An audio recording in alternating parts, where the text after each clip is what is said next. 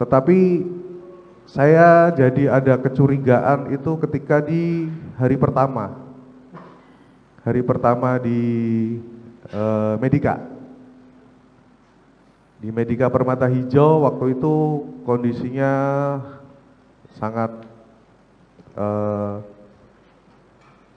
bikin bingung ya, karena di situ ada polisi, ada macam-macam, ada polisi, ada penyidik yang mengatakan ini pelakunya sudah kita tangkap.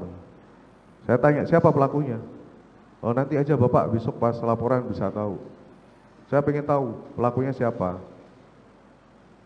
Kemudian sebentar, jadi ada para polisi ada datang ke rumah sakit juga ya? Ada ya? Sehingga saudara bisa bertanya. Iya. Ya, baik, ini kenapa dan lain-lain saya tanyakan.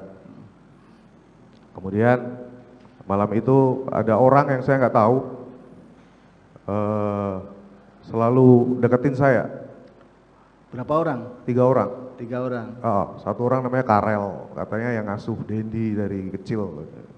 Yang 2 saya kurang paham.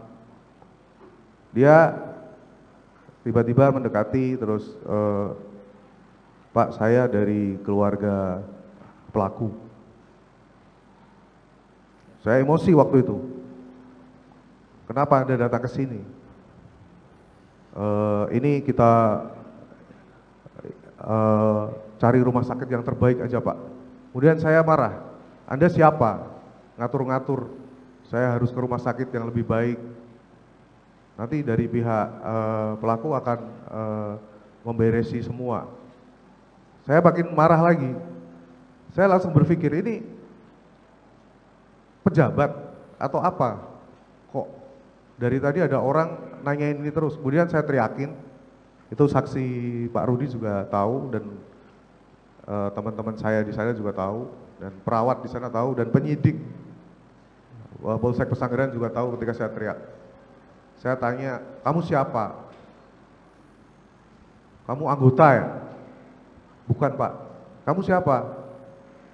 Kamu anggota. Kenapa nanya-nanya terus dari tadi, maksa-maksa saya harus melakukan apa yang kalian mau? Padahal kondisinya saya waktu itu sedang kalut ya, karena David kejang-kejang. Tiba-tiba datengin seperti itu. Nah dari situ kemudian saya berinisiatif untuk mencari tahu ini siapa sih? Orang ini siapa? Sampai ada keanehan-keanehan yang terus-menerus. Di rumah sakit dia 2 hari yang mulia. Sebentar, kan saudara tadi tanya ini siapa? Iya. Kan siapa kan masih. Iya. Terus ada jawabnya, cepatnya dari pelaku. Saya mewakili keluarga dari pelaku. Siapanya? Omnya, kakaknya, ibunya, atau siapa? Enggak, saya disuruh untuk kesini. Disuruh untuk kesini. Ya. Disuruh untuk apa? Sudah tanya Itu kan? tadi, nanti pindah aja ke rumah sakit yang lebih baik. Baik. Kemudian saya marah. Apa hak Anda nyuruh-nyuruh saya memindah ke rumah sakit yang lebih baik? Ini anak saya kok. Akhirnya yang bersangkutan mundur. Mundur tapi cuma di luar. Ya. Baik. Artinya tidak komunikasi lagi dengan saudara. Terus tadi saudara menyampaikan bahwa ada keanehan-keanehan.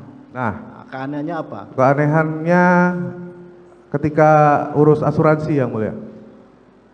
Oh ini saudara ada asuransi ada, ya? Ada. Ketika urus asuransi ditolak oleh pihak asuransi. Kemudian saya bertanya kenapa ditolak. Karena setahu saya asuransinya David ini bisa mengcover semua. Kemudian di situ saya lihat ini yang bikin ditolak oleh admin rumah sakit. Ada klausul yang melanggar. Saudara tanya kepada admin ya. Admin. Ini yang ditolak itu maksudnya itu apa? Iya, alasannya apa? Ini yang ditolak itu diberikan ada satu berkas pada saudara. Iya, ada. Baik. Ada. Saudara baca? Baca. Apa yang tertulis di situ? Ditolak karena yang memulai perkelahian adalah David. Terus apa sikap saudara? Saya tanya, siapa yang nulis? Siapa yang nulis ini? Bukan dari kita Pak. Iya, siapa? Dari Polsek Pak. Saya tanya, siapa orangnya tahu nggak? Enggak Pak. Tapi kalau kronologi seperti ini memang dari kepolisian. Akhirnya kita urus itu, dibantu sama Melisa waktu itu. Melisa itu siapa? Melisa Anggraini, lawyernya David, yang sekarang lawyernya David. Kebetulan waktu itu dia juga di sana. Kemudian dari pihak rumah sakit baru bisa approve asuransi. Akhirnya bisa, setelah diurus bisa. Akhirnya tercover ya. Tercover itu sampai sekarang, tercover termasuk biaya perawatan. Tercover semua kecuali stem cell. Apa? Stem cell. Stem cell. Apa itu stem cell? Jadi ada satu pengobatan yang dilakukan menyuntikan sel puncak supaya membantu proses regenerasi. Oh ya. Dari syaraf-syaraf yang putus. Itu ya. Termasuk juga perawatan di rumah ini juga masih tercover. Perawatan di rumah ini di cover setengah. Di cover setengah ya. Baik. Ada kainan lagi yang di? Ada di Polsek Pesanggerahan. Polsek Pesanggerahan. Pesanggerahan.